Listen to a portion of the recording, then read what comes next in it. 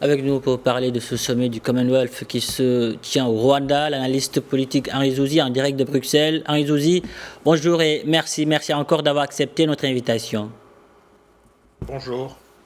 Alors, nous venons de le voir, le Gabon et le Togo veulent adhérer de manière symbolique au Commonwealth. Pourquoi ces deux pays francophones veulent-ils rejoindre cette organisation dont les pays membres ont en commun l'anglais? Bon, d'abord, il faut bien préciser que ni le Togo ni le Gabon ne vont quitter l'OIF, dont ils sont membres bien évidemment.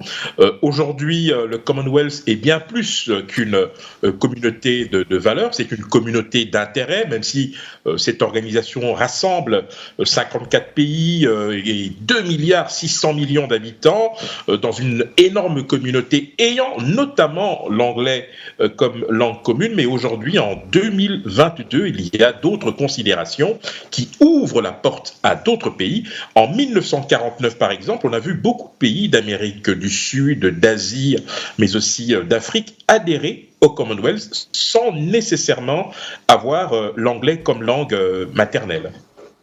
Et ce sommet se tient en tout cas dans un contexte marqué par deux événements, l'annulation récente du vol britannique de migrants vers le Rwanda et les tensions entre Kinshasa et Kigali. Quelle place devraient occuper ces deux événements dans les sujets de discussion?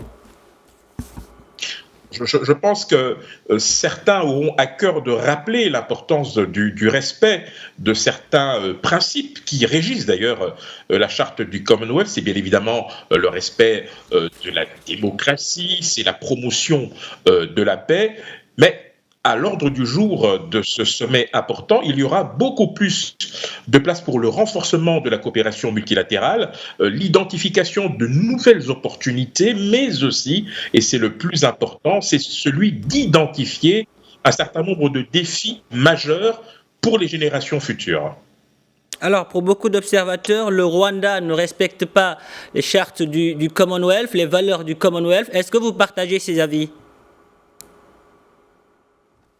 Écoutez, si l'on s'en tient uniquement aux prescrits de ces textes-là, effectivement, il y a un problème à ce niveau-là, et c'est aux autorités rwandaises de faire leur autocritique.